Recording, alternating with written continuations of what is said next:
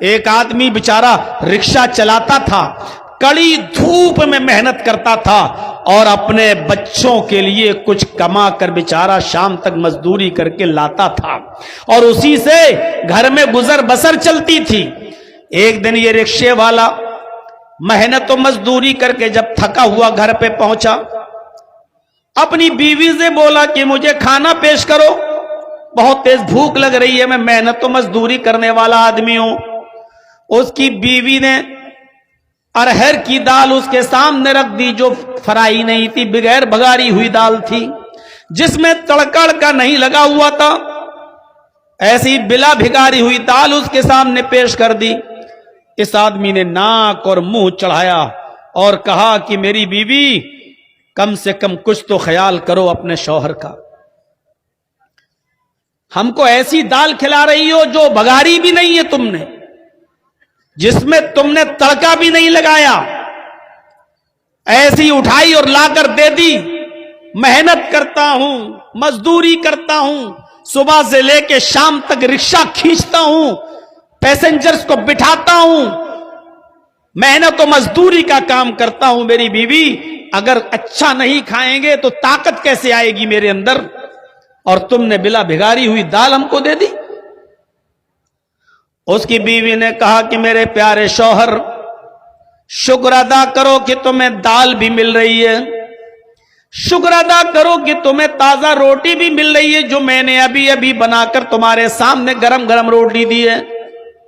میرے پیارے شوہر، تمہیں اللہ کا شکر ادا کرنا چاہیے کہ تمہیں یہ دال بھی ملی ہے، اگرچہ بلا بھکاری ہوئی ملی ہے لیکن ملی تو ہے۔ تم نے محمد رسول اللہ صلی اللہ علیہ وسلم کی زندگی نہیں پڑھی۔ حضرت عائشہ صدیقہ فرماتی ہیں کہ ما عاش رسول اللہ صلی اللہ علیہ وسلم طعاما قط، کہ اللہ کے رسول صلی اللہ علیہ وسلم نے اپنی پوری زندگی میں کبھی پیٹ بھر کر کھانا نہیں کھایا۔ آپ نے اپنی پوری زندگی میں پیٹ بھر کر کھانا نہیں کھایا، تمہیں تو دال بھی مل رہی ہے۔ اللہ کے نبی صلی اللہ علیہ وسلم کا حال تو یہ تھا، حضرت عائشہ فرماتی ہیں کہ ہمارے گھر میں دو مہینے ایسے گزر جایا کرتے تھے کہ چولہا نہیں جلا کرتا تھا، دو مہینے ہمارے گھر میں چولہا نہیں جلا کرتا تھا۔ اے میرے پیارے شوہر، اللہ کا شکر ادا کرو کہ تمہیں تو دال بھی مل رہی ہے، ورنہ ہمارے نبی کا تو یہ حال تھا کہ دو مہینے گھر میں چولہا تک نہیں جلتا تھا۔ اس آدمی نے دال روٹی کھانا شروع کر دیا اور اپنی بیوی کی تعریف کرتے ہوئے فرمایا، میری بیوی تم بالکل ٹھیک کہہ رہی ہو، میری بیوی تم نے بالکل صحیح فرمایا۔ ہم نے یہ باتیں مسجد میں جمعے کے دن مولانا سے خطبے میں سنی تھی کہ اللہ کے رسول صلی اللہ علیہ وسلم کے گھر میں دو مہینے تک چولہا نہیں جلا کرتا تھا، اور حضرت عائشہ فرماتی ہیں کہ ہمارے نبی نے کبھی پیٹ بھر کے کھانا نہیں کھایا اپنی پوری زندگی میں۔ میں نے یہ باتیں سنی اور اس آدمی نے، رکشہ چلانے والے نے، دال اور روٹی کھانا شروع کر دیا۔ میرے بھائیوں، پوری زندگی اس کے سامنے چیخنے کی ضرورت نہیں پڑی اور لمبی چوڑی تقریر کی ضرورت نہیں پڑی، اس کی بیوی نے صرف اس کو ایک حدیث سنائی، اللہ کے نبی کی زندگی کا ایک معمول بتایا اور آپ کی زندگی کے حالات بتائے، اس آدمی نے کھانا شروع کر دیا۔ میرے بھائیوں، اگر ہمیں عمل کرنا ہو تو کسی مولانا کی ایک بات کافی ہے ہماری زندگی میں، ہمارے دل کو اثر کرنے کے لیے اور ہماری زندگی میں عمل کرنے کے لیے، اور اگر ہمیں عمل نہ کرنا ہو تو پوری زندگی خطبے دیتے رہو، پوری زندگی جلسے کرتے رہو، پوری زندگی تقریریں کرتے رہو، کوئی اثر نہیں پڑے گا۔ خود اگر مجھ سے کوئی پوچھے تو تقریباً 24-25 سال کا عرصہ تو ہو چکا ہے۔ میرے بھائیوں، جلسوں میں، جلوسوں میں اور تقریریں کرتے ہوئے آپ اندازہ لگا سکتے ہیں کہ پوری زندگی تقریریں کرتے ہوئے گزر گئی ہیں۔ اب آپ اندازہ لگائیے کہ کیا اثرات مرتب ہوئے ہماری زندگی پر، کیا فرق پڑا ہماری زندگی پر۔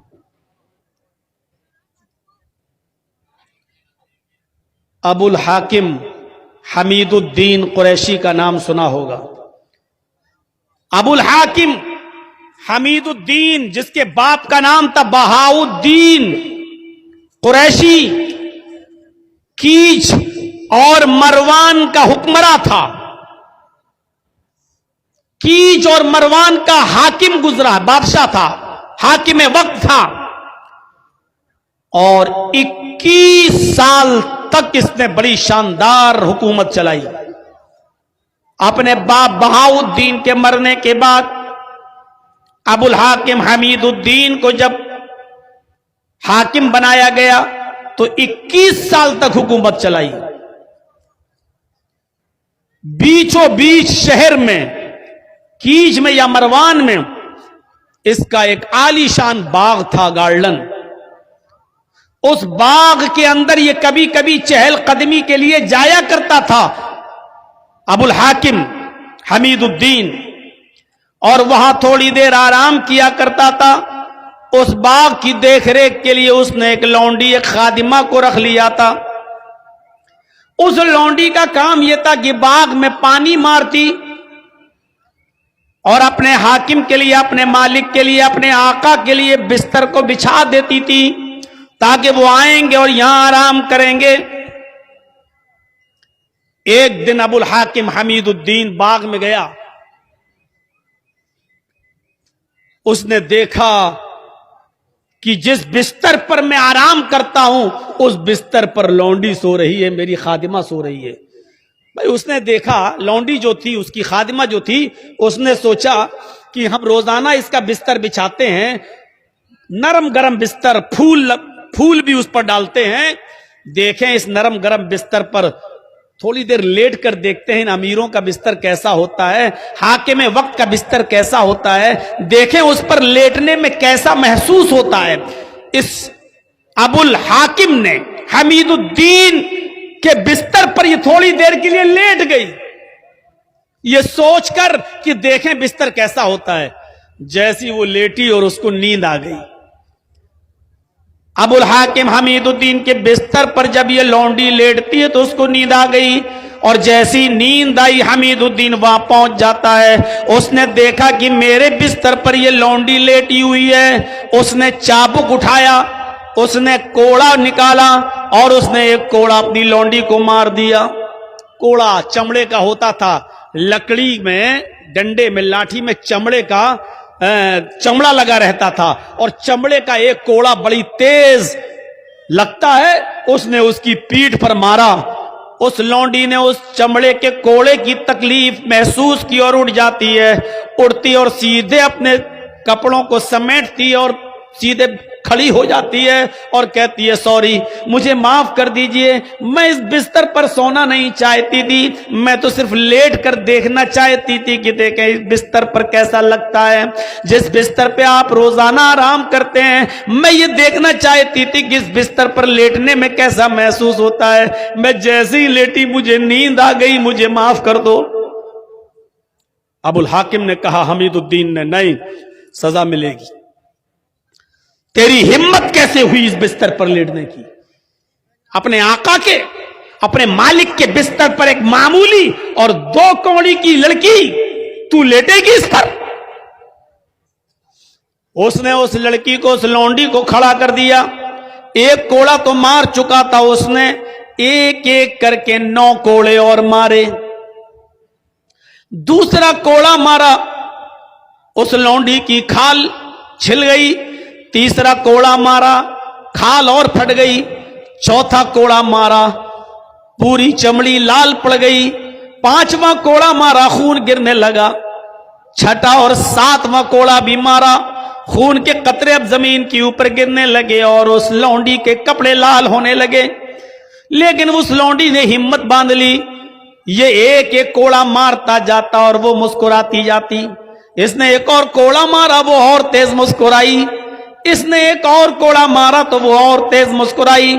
जब ये 10 कोड़े मार चुका तो कहने लगा, ए लौंडी, मैं तुझे सजा देने के लिए मार रहा हूं, तुझे तकलीफ देने के लिए तुझ पर चोट कर रहा हूं और कोड़े पे कोड़ा बरसा रहा हूं और तू है हंस रही है। क्या बात है, तुझे तकलीफ नहीं हो रही है? उस लौंडी ने जवाब दिया, उस लौंडी ने जवाब दिया कि मुझे तकलीफ तो बहुत हो रही है, हर कोड़े की तकलीफ मुझे हो रही है, हर कोड़े की तकलीफ मुझे हो रही है, लेकिन मैं मुस्कुरा रही हूं। अबुल हाकिम हमीदुद्दीन ने पूछा, तुम क्यों मुस्कुरा रही हो? اس نے کہا میں اس لیے مسکرا رہی ہوں کہ کچھ سوچ رہی ہوں۔ حمید الدین نے پوچھا کیا سوچ رہی ہے؟ میں تکلیف دینے کے لیے مار رہا ہوں اور تو مسکرا رہی ہے، اور کہہ رہی ہے تکلیف ہو رہی ہے پھر بھی مسکرا رہی ہے۔ کہاں دیکھ یہ خون کے قطرے دیکھ، یہ زمین پر ٹپکنے والا لہو دیکھ، میری پیٹھ جو چھل چکی ہے، کھال پھٹ گئی دیکھ، تکلیف نہیں ہو رہی تو یہ سب کیسے ہوا؟ لیکن اس کے باوجود میں کچھ اور سوچ کے ہنس رہی ہوں۔ ابو الحاکم حمید الدین نے پوچھا وہی تو میں سننا چاہتا ہوں، کیا سوچ کے ہنس رہی ہے؟